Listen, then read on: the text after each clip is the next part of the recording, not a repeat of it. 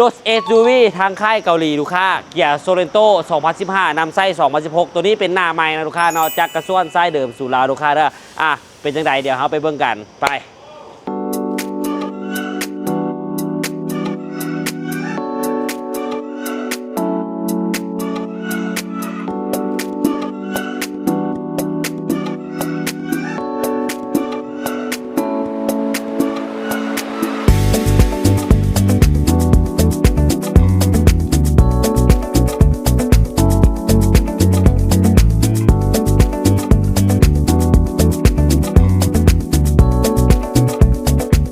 สำหรับใครที่หารถคันใหญ่เนาะไปใส่ครอบครัวราคาบ่แพงหลายคันนี้แนะนำให้ลูกค้า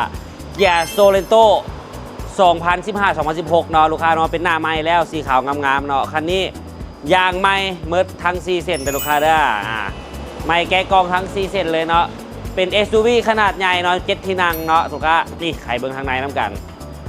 ทางในสวยงามเลยแหละลูกค้าเนาะโทนดำล้อดำตับโลกระดำลูกค้าตัวนี้เป็นเบาะไฟฟ้าทั้ง2เบื้องได้ลูกค้าเด้อนี่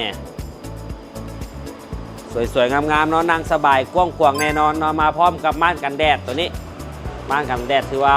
สามารถดึงขึ้นดึงลงได้เนาะเวลาคนนั่งอยู่ทั้งหลังเนาะมานี่เห็นบ่ทั้งหลังโคตรกว้างเลยลูกค้ามาพร้อมกับ7ที่นั่งเนาะลูกค้าเนาะทั้งหน้านั่ง2ทั้งกลางนั่ง3อีกตัวนี้เป็นบอสอีก2แถวเดี๋ยวเขาดึงให้เบิ่งไปใส่ระบอนดึงมันอยู่นี่มาเนี่ยคันมีคนนั่งเนาะสามารถดึงขึ้นได้คันบ่มีคนเขากับพับเก็บได้เลยลูกค้าเด้อเดี๋ยวเอาไว้ก่อนสวยๆงามๆแน่นอนลูกค้าเดี๋ยวเขาสิลองนั่งให้เบิ่งว่ามันสิกว้างส่ำใดเนาะนี่เดี๋ยวปรับบออิงได้ตัวนี้นะลูกค้าปรับนั่งถือว่านั่งสบายเลยแหละลูกค้าเนาะเพราะด้วยความว่าเป็น SUV หรือว่าซ้ำๆกับ Fortuner คันเทียบใส่ตัวรถโตโยต้าเนาะขนาดความกว้างความใหญ่เท่าๆกันแต่ว่าตัวนี้ซีบุสูงของ Fortuner คือนี่มีไวเลสชาร์จให้ทั้ง2เบื้องเนาะอยู่นี่นะลูกค้าแอร์หลังมีเนาะมีบอลสากโทรศัพท์ให้เดี๋ยวมาเบิ่งข้างหน้าลืมบอกเนาะตัวนี้ก็แจเป็นคีย์เลสนะลูกค้าเด้อมีปุ่มปิดเปิดอยู่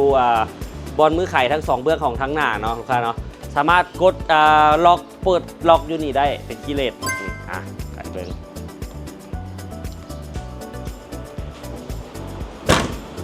ทางในบอกเลยว่าสวยงามเนาะรถเกาหลีมีหลากหลายออปชั่นเลยตัวนี้เป็นออโต้ปุ่มสตาร์ทเดี๋ยวผมกดให้เบิ่ง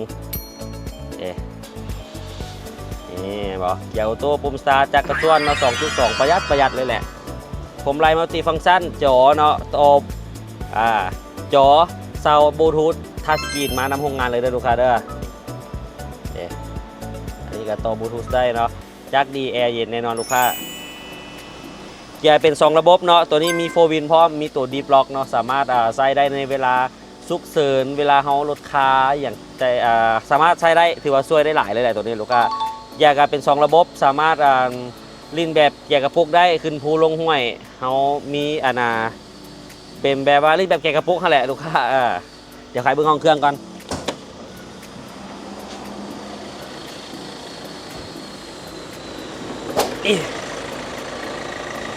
ฝากระโปรงเนาะมาพร้อมกับโซกหลายรุ่นจะเป็นตัวดึงเอาไส้เอาตัวนี้มามีโซกมาให้เลยคือว่าสบายเนาะนี่เครื่องกระส่วนเงียบๆเลยลูกค้าไปเดี๋ยวเขาสิพาไปขี่ลองบัดหนึ่ง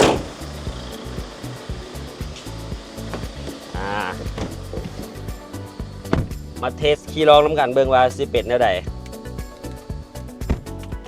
อย่าออโต้บอกเลยว่าขับสบายนะลูกค้าเนาะใส่แต่ขาข้างเดียวคือขาขวาเนาะอย่าเบรกแล้วดึงมาเลยนี่ไปเลยละ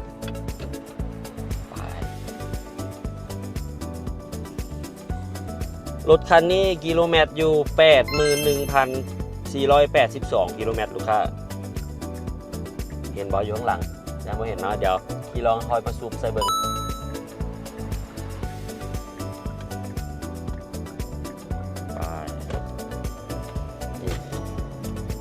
เกียร์ออโต้ขี่มอนๆเลยลูกค้าเนาะอันนี้เดี๋ยวเราลองขี่ซิ่งให้เบิ่งกันบาทหนึ่ง60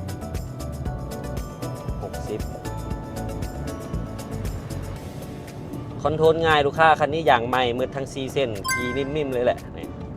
ปลามือสบายเลยผมไลน์มัลติฟังก์ชันเนาะสามารถควบคุมทั้ง CD ควบคุมทั้งหน้าจอเนาะเพราะอยู่หน้าจอจะมีบอกหลายอย่างคือบอกอัตราสิ้นเปลืองของน้ำมันบอกจำนวนน้ำมันที่เขาใส่ว่ามันยังเท่าใดเนาะสามารถเปลี่ยนระเบิงได้เห็นปะแล้วก็มีบอกว่าฮอด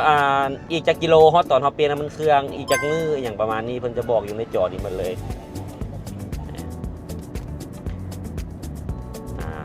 ซื้อน้ำมันสำนี้ไปได้190 กิโลนี่เพิ่นบอกหมดเนาะแล้วก็อัตรากินน้ำมัน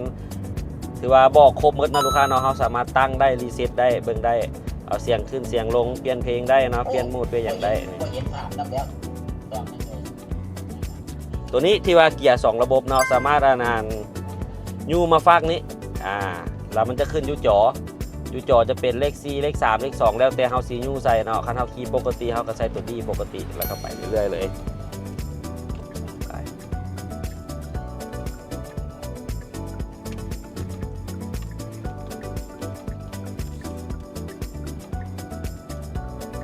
เอามาใกล้ๆจอเลยเดี๋ยวสิลองคีย์สปีดให้เบิ่งเนี่ยเป็นบอก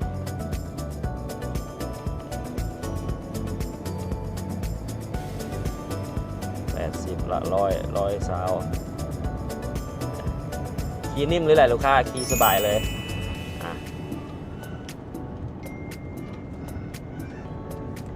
พวก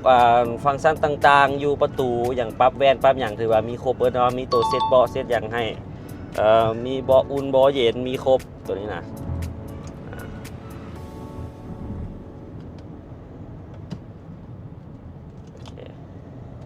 เดี๋ยวจะมาเอาไปจอดเบิ้งอยู่หน้าห้างอีกวันหนึ่งถ่ายตอนแสงธรรมชาติเนาะตอนแจ้งๆเลยเดี๋ยวเขาพาเบิ้งอีกเทื่อหนึ่งไปเดี๋ยวเขาไปลองไปเบิ้งอยู่ในแสงธรรมชาติเบิ้งว่าสิงามสันใด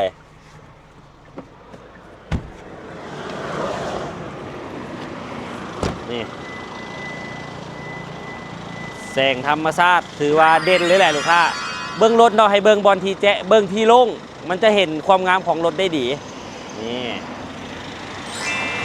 ป้ายงามเนาะ9968เอกสารเท้าครบพร้อมโอนเด้อลูกค้าเด้อเอกสารเท้าครบพร้อมโอนเนาะเปลี่ยนชื่อป้ายตัวนี้เปลี่ยนแล้วเนาะเป็นนครหลวงเวียงจันทร์แล้วเรียบร้อยแต่ว่าภัยอยากไปตั้งแข่งนั้นล้มกันได้เอกสารเนาะเทคนิคค่าทางประกันภัยปึ้มไปไทยเฮาใส่ให้ครบหมดเลยลูกค้าเนาะบ้องตัวรถก็คือของเร็วต่างๆเนาะไม่ว่าจะเป็นน้ำมันเครื่องหม้อกองแอร์กองอากาศเฮาไล่เปลี่ยนให้จบลูกค้าซื้อไปไม่ได้ขี้อย่างเดียวเนาะน้ำมันเฮาใส่ให้อีกเต็มถังนะลูกค้าเด้อรถคันนี้เขาจอดอยู่สาขาบ้านหนองพญาใกล้ๆกับเมลเด็กเนาะตัวหน้าบิ๊กซีตัวหน้าวัฒนาหรือว่าหนองพญาติดกับฮอม11ไปมาบซอกบถึกซอกหาฮอม11เห็นฮอม11แล้วเห็นท่านเขาเลยลูกค้าติดกับฮอม11เลยนะลูกค้าเนาะใครสนใจลองเข้ามาเบิ่งได้ใครพาคนมาซื้อเนาะเขามีค่าแนะนำให้คันละ5 ล้าน50 ล้านลูกค้าเนาะแล้วแต่ล้มกันเงินไขล้มกันลูกค้า